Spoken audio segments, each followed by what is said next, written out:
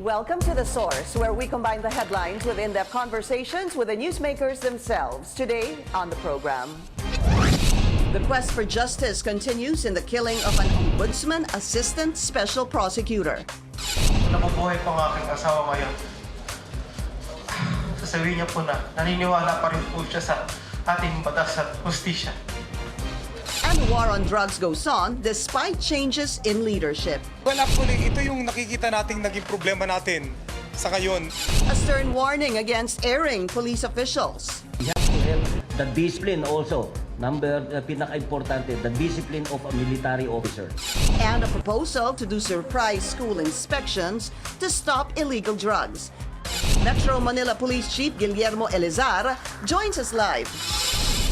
And later, a one-of-a-kind back-to-school story behind bars. That's for today's In Focus.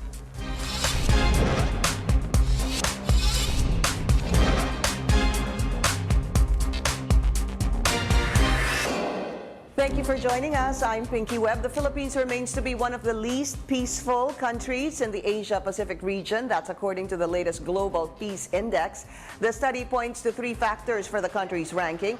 These include the Marawi siege, the South China Sea dispute, and the war on drugs. Also, we get an update on the tragic death of an Ombudsman Assistant Special Prosecutor and the government's anti-illegal drug campaign under the PNP's new leadership. Let's go straight to the source of the story.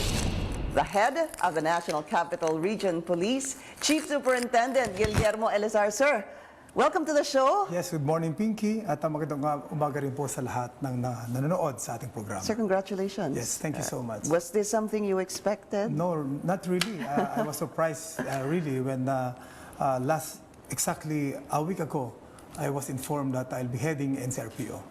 But I'm very thankful to our Chief PNP General Albayalde for his trust and confidence on me to lead this prime unit in the PNP. Is it a dream come true? Of course, for every officer, senior officer in the service, it's really a dream come true. All right, tall order though. You have a lot on your plate for sure. Nag-umpisa na po doon sa pagkamatay ng Ombudsman Assistant Special Prosecutor, sir. Can you just give us a little bit more detail and if there's any update on this, sir? Well, actually, the case has already been filed. Yesterday, the suspect was referred to the city prosecutor and a case for robbery with homicide was filed. Actually, it's an unbailable offense. So clearly, all the pieces of evidence that we have, ito ay tumuturo dun sa talagang it's just a robbery Gone wrong.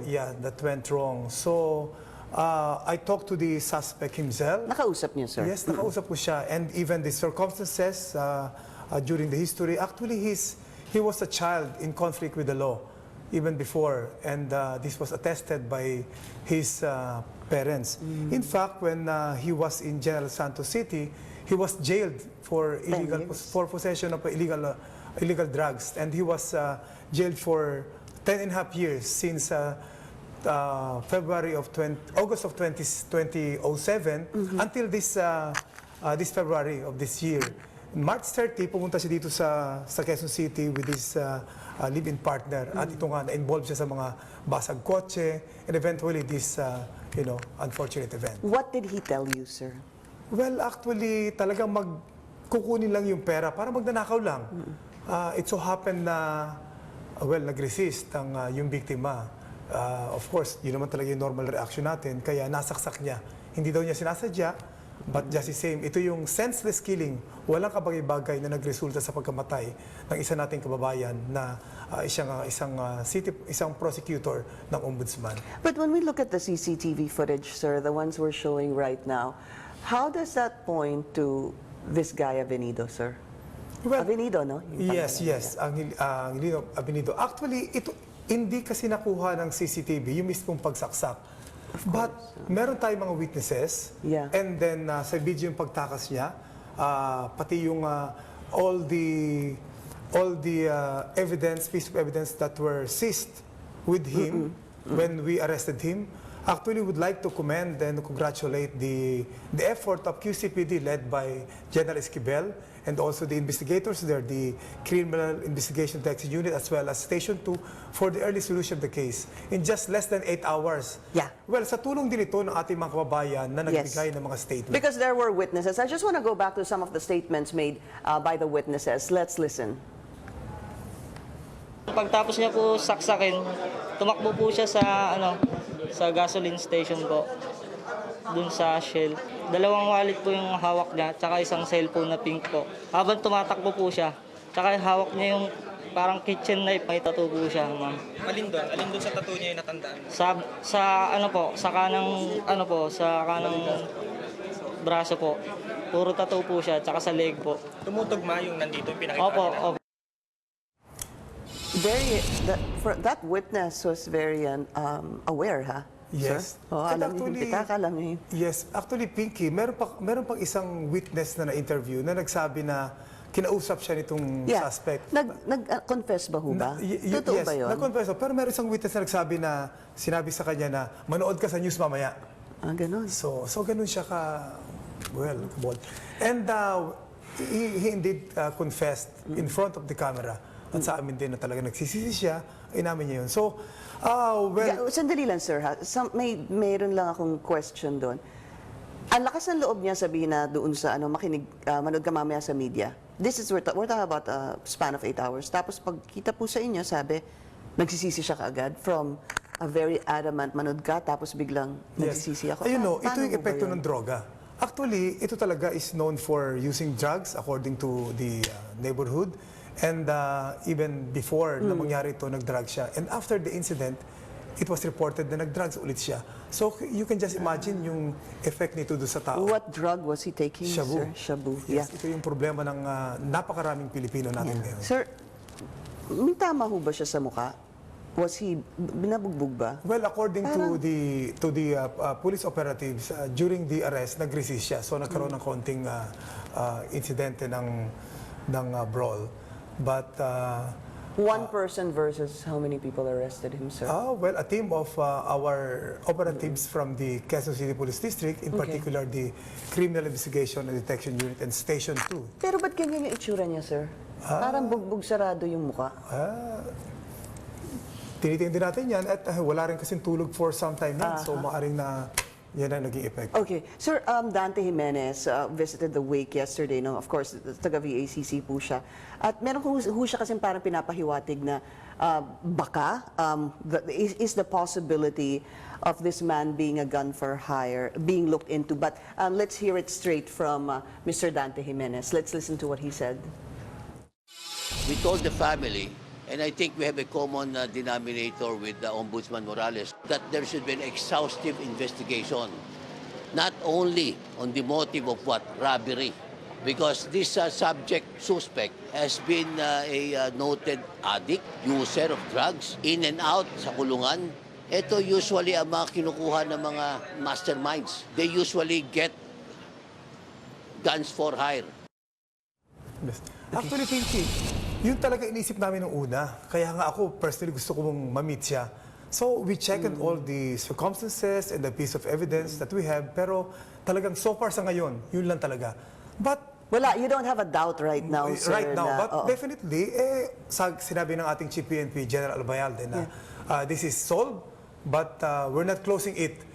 Kasi kung meron mang later on nalalabas sa ibang mga circumstances or information that could lead to, well, it's a gun for hire, then hawak naman natin siya, then we'll find out. But right now, I'm really convinced that it's just a robbery that went wrong. So it's as if you're saying case solved but not case closed. Parang ganun, yes. You're still open to well, it. ang lahat naman ng kaso natin, sinasabi nila case solved and closed. Pero actually, yung closed na yun is pwedeng buksan ulit yun kung magkaroon ng If mga there are bagong any new ebidensya. pieces of evidence. Sir, just very quickly, what about the cell phone? I understand that officials want to look into the cell phone of Attorney Tanyag as well. Yes, actually, Ano nang nahanap doon? so far wala tayong nakuha doon. Actually, it's with the anti-cybercrime group. By the way, the QCPD has its own anti-cybercrime office. So chinecheck yun. Pero so far, wala tayong mga information that would lead to other theory or other motive regarding this. All right. So far, that's what we have. You're still thinking. I mean, you're still looking into any other possibility on this, but you're quite convinced dahil nga nakausap niyo, sir, itong suspect na to. Still a lot to talk about, sir. Before we go on a break, I just want to discuss this, sir, that there is what is being called now rape through social media. Hindi ho ba, sir? That you're warning yung mga magulang, and it's good that they listen, and their kids, Yeah. yung pong makipagkita sa mga tao dahil nagkaroon po ng insidente na ang dalawang menor de edad, Yes. nakipagkita po sa 5 lalaki ho ba? Yes. At na-rape po sila. Yes, it was in Sampaloc last a few days ago. I went there personally to talk also to the 2 minors. Kasi nakipag-contact sila through internet, social media, and then early in the morning kasi piyesta sa lugar na yon. Nag-meet sila, 2 silang dumating, may na-meet silang 3 lalaki, nag-inuman sila. Then after that, nahilo dahil may pinampatulog.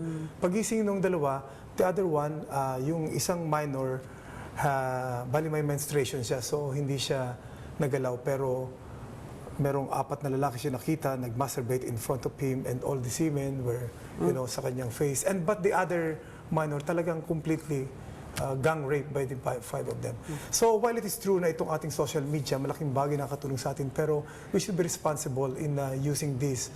So ito yung pwede magpahamak din sa atin. And nagpapaalalin tayo sa ating mga magulang, the guardians. They should always supervise their children, lalo sa ganitong mga bagay.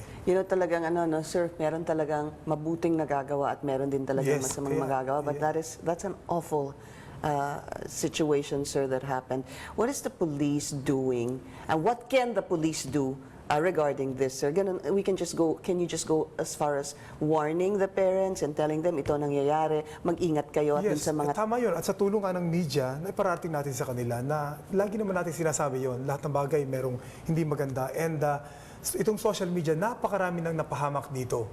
Yung spreading fake news. Right. And also, na itong hindi mo kilala, huwag kang makipag-meet sa ganon. So, Mahirap na no? So Yes. sir, yung situation na to, there were how many boys were involved, or were they minors as well? Yes, 5 boys with 1 minor. We arrested the 3. So yung kasama isang minor, the minor was turned over to the DSWD. The 2 was were already in jail. We filed cases of rape and acts of lasciviousness. No bail yun. The other at large pa rin sila. 2 pa? Yes, and ito nga, mabuti na lamang din at yung mga victims nag-report kasi we have information na dati nang ginagawa ito ng grupong ito. We call themselves F-Boys of Sampaloc. Yes. So, ibig ho sabihin ba, sir, kilala na sila? Meron na kasi silang medyo may pangalan mga itsura and then mga bata na nakapanloko nung mga kabataan din in the area. Sir, is this just in Sampaloc o yan pa lang ang nabibiktima so far? Well, so far as our investigation is concerned, dun sa Palok, pero merong silang, we're checking on this. The station commander there, I talked to him, and under supervision of the district director, they were conducting in-depth investigation kung sino pa yung maaring na biktima ng grupong yan. We'll be taking a short break. This is The Source on CNN Philippines. Still to come, surprise school inspections to curb illegal drugs. NCRPO Chief Guillermo Eleazar tells us more after the break. And later, a shot at redemption. These inmates go back to school this year. That's for today's In Focus. You're watching The Source on CNN Philippines. Our guest today, NCRPO Chief Guillermo Eleazar. Sir, so before we leave that, yung rape through social media, ulitin na lang po natin, 2 po ang still at large at maybe, siguro kayo na ho magsabi ulit sa mga magulang at sa mga bata bilang NCRPO Chief, sir. Yes, ulit-ulit nating sinasabi na itong social media is nakakatulong sa atin to, pero dapat maging responsable tayo. Lalo na yung pag-iingat natin na huwag tayo makipag-meet sa mga strangers, hindi natin kilala, una pa natin may-meet, lalo na kung alanganing oras at alanganing lugar. And we are reminding the parents and the guardian, lagi nating isusupervise ang ating mga anak, dahil hindi natin alam kung anong pwede mangyari sa kanila. Okay, puntahan naman po natin ang mga pulis. Pulis na natutulog sa mga stasyon ng pulis, sir. Ano ho bang latest dyan? What can you do about that? Well, actually, ituloy inspection. Yun naman yung directive ng ating Chief PNP. When he was the regional director, nakita natin kung paanong na-improve yung level of discipline. Ito mga simpleng bagay, wala siyang binago. Ito yung mga dati ng mga guidelines na kanya lang in-implement. So ako naniniwala talagang napakahalaga na laging on alert ang ating kapulisan. binabayaran tayo sa ating trabaho, di ba? Naka-duty ka, doon ka natutulog. So talagang it's a no-no. And we are directing all our unit commanders in the ground, the district directors and the chiefs of police to conduct their own inspection. Ako nagkakandak din ako inspection. Si chief, sigurado, one time, papasok yan doon. Pag yan nagkaroon ng inspection at may nahulin tulog, yari lahat ng mga commanders in the ground. Tuloy-tuloy po yun. Yes, At saka iba yung meron deterrent pag alam mo na anytime, alam mo sa atin, yung takot para bang kailangan pa rin i-instill na gano'n eh. Na, kung alam mo na pag ikaw nahuli o meron ganito, it's a deterrent, mag-iisip ka kung Sabi po nila, well, in fairness, sir, we have police stations. Minsan ho kasi hindi masyado maganda yung mga police stations, tsaka may mga kurtinan, di ba? Kaya nagiging paraan din po yun para makatulog ang mga police. Siguro, hindi ho kaya siguro maganda na bukas sila para nakikita ng mga tao kung ano yung ginagawa ng mga police? Well, actually, yung kasing facility, yung pagka-construct niya, hindi natin mabago na yun eh. Pero the point is, ang isang sa lagi sinasabi natin, laging malinis dapat ang ating opisina. And then, yung kasing pagtulog, alam natin pag sa gabi talagang inaantok tayo, pero duty natin yun eh. Lalo na siguro yung mga nasa... Shift niya yun eh. Yeah, shift. And another thing is that meron kasing ibang naka-standby na pwede namang matulog in such a way na meron ibang namang nakapwesto doon. Ang problema kasi is pagdating mo pa lang doon, yung supposed to be those who are in the desk that are supposed to be attentive, sila yung patulog-tulog. So yun talaga yung mortal sin. So ano ho ba ang penalty for sleeping cops? Pag mahuli, first, unang huli pa lang, sir. Well, actually, yun kasi parang negligence sa kanila, may pagkukulang sa kanilang pagtrabaho. We can always investigate and file the necessary administrative case against them. Pero yung warning kasi, kasama rin sa atin yun. Pero since the Chief PNP has already went on inspection, so that served as a warning already. So wala na ditong pakiusapan. So ano ibig sabihin, sir? The next time meron ho kayong nahuli or si Chief PNP na natutulog, ano hong penalty sa kanya? Well, pwedeng i-relieve sa kanila assignment nila, ilagay sila sa position na medyo hindi siya, kumbaga ilalayo muna doon sa pwesto niya ngayon while conducting investigation. So eventually, kung But what investigation are you going... sorry, well, sir. yung kanya mga... Why are you going to investigate? Yung irregularities in the performance ng duty nila, natutulog kasi that is clear violation of our guidelines, di ba? Kahit naman siguro sa civilian establishment, di ba? Kung binabayaran ka tapos naka-duty ka, kung natutulog ka, talagang may ano yun. That is a clear violation ng policy ng ating... So would that... It would mean tantamount to suspension? Yes, he could be suspended for several days, 30 days, depending on the circumstances and depending on the assessment of the investigating body. Mandatory drug testing, Sarah? Yes, mandatory drug testing. Ginagawa na natin yan. In fact, sa ngayon, it's the crime laboratory na talagang authorized dyan kasi official sa kanila. But you can just imagine, like for example, in the NCRPO, we have 28,000 uniformed police. Kokonti ang personnel ng ating crime laboratory sa NCR and kokonti resources niya. So, hindi lahat mag-inspect. That's why we're coming on a program na itong mga station commanders can conduct their own drug test. Not official. We can buy or we can have sponsors to give us a drug test kit from itong mga drugstore. 30 pesos lang, 50 pesos. And then, pwede mong gawin yan dun sa mga kasamahan mong police, for example, the Member of Drug Enforcement Unit, or kung sinong tingin mong medyo duda ka, tawagin mo o mag-drug test ka ngayon. Para dito lang, pag nag-negative, ayos yun. Pag nag-positive, that's unofficial. Saka mo siya dadalhin sa crime lab. Okay, that's unofficial. Tsaka mo siya dadalhin sa crime lab. Pag nag-positive doon, that's the screening test na official. Alam mo, ang procedure is that, dun sa official, after screening test, meron pa yung confirmatory test. Pag nag-positive ka sa confirmatory test, yun na ngayon pwede ka mag-initiate ng administrative case. So at least ngayon, andun yung takot ng pulis na, naku, anytime pwede akong mag-drug test. Kasi napapalusutan tayo. Pa lang. Yes, napapalusutan tayo kasi, you know, yung mga mandatory drug test natin, monitor nila yan. Nag-drug test sa kabilang station, next na kami. So mag-cleansing process na kayo for a week, hindi na ako mag-take ng marijuana or ng shabu. So lusot ka na. However, I understand what you're saying that it's unconfirmed doon sa presinto, sir. Pero kung meron pong commander na galit doon sa tao niya, at sabihin po niya, mag-drug testing tayo, tapos gusto po niyang pahiyain or tanggalin tong tao sa pwesto, ang dali-dali po sabihin ng... It's so easy to harass a policeman, from a kapwa policeman, and say, ikaw positive ka sa drugs, padadala kita sa krami. Well, kung nag-positive. Actually, Pero hindi siya positive. Hindi, kahit padala niya, well, during the initial screening sa ating sa krami, hindi pa namin pwedeng i-reveal yun.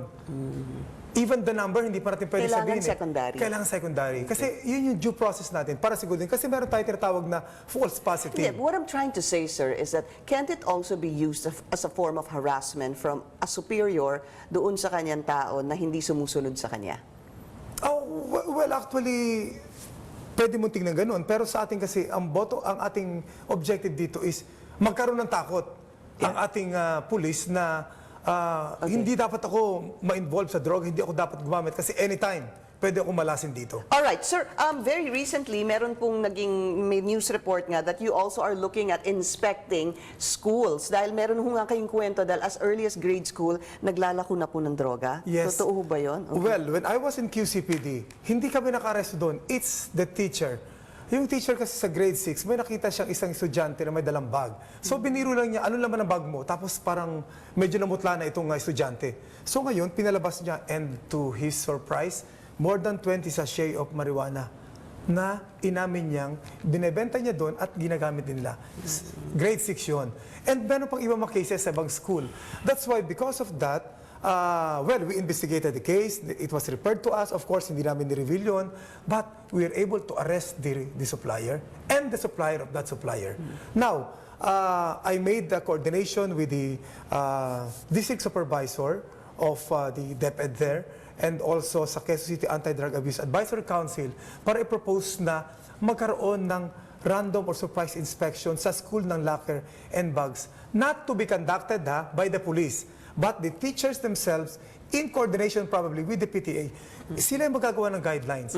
Ang point kasi natin dito is, itong mga estudyante na ito, pag mahulihan nun, hindi man sila pwede idemanda kasi mga minors. Correct. Hindi man kailangang ipaalam sa madla o sa public or hindi naman ang kailangan is ipaalam definitely sa parents Yes. and sa mga for counseling sa counselor ng eskwelahan. No, and that's subject to penalties in the school, sir. In the school, but not in the laws dahil mga because they're bata minors. Yeah. Yes, so it's clear, sir. It's not the police that will be inspecting, but it's the teachers. Yes. You want the PTA to come together, mag-isip ng paraan para pwedeng mag-surprise inspection ang mga teachers sa mga locker ng mga Yes. estudyante. Pati bags, sir. Well, Bags and bags, lockers. hindi naman kinakailangan gawin niya araw-araw, every month. Parang kagaya sa Kaya drug test ng police, na-surprise di ba? Parang drug test ng police.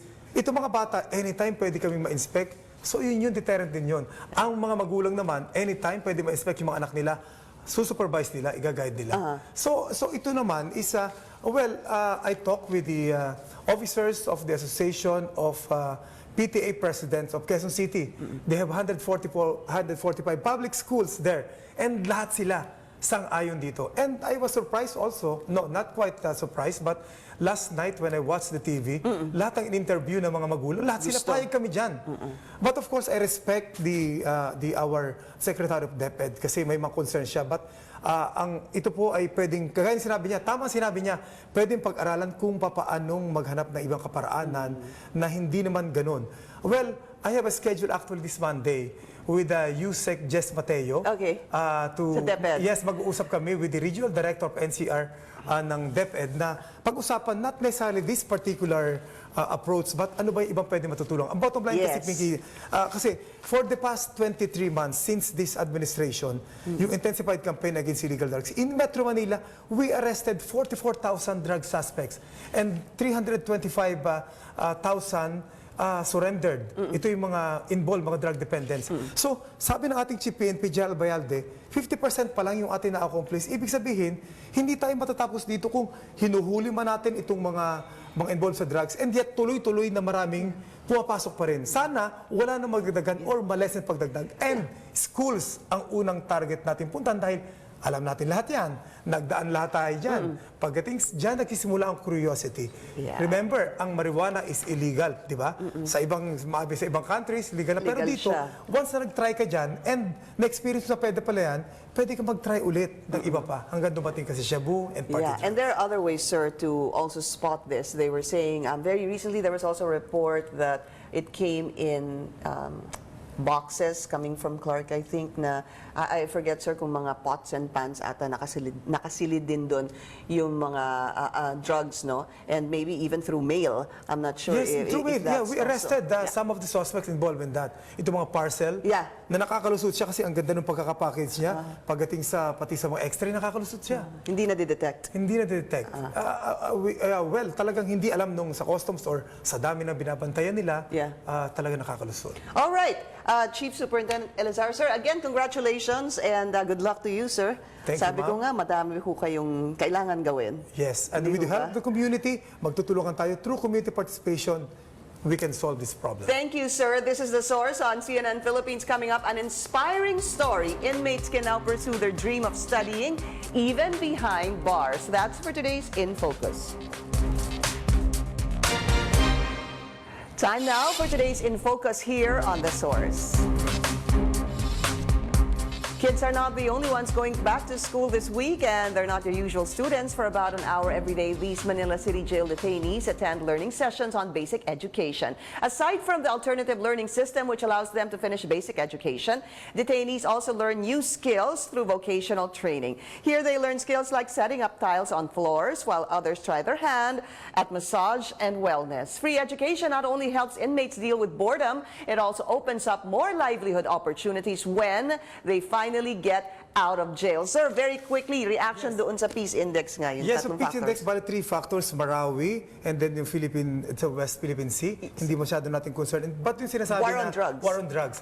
You know, because of this war on drugs, ang statistics, talaga naman totoo yun, na bumaba ang ating crimes. In Metro Manila, just for this January to May of this year, bumaba tayo ng 21%. Itong 8 focus crimes, itong index crimes na nag-determine ng ating peace and order. So, 21%? Yeah, 21%. Crimes against person is 18% and crime against property, 26%. Mas mataas yung overall sa buong Pilipinas. Well, yun din na experience ng ibang mga regions natin. Alright. So, definitely nakatulong yung war on drugs para bumaba ang ating krimen. Dahil alam natin, most of the crimes are committed because of the influence of drugs. All right, again, thank you, Chief Superintendent Guillermo Eleazar, and thank you for joining us here on The Source. I'm Pinky Webb. You're watching CNN Philippines.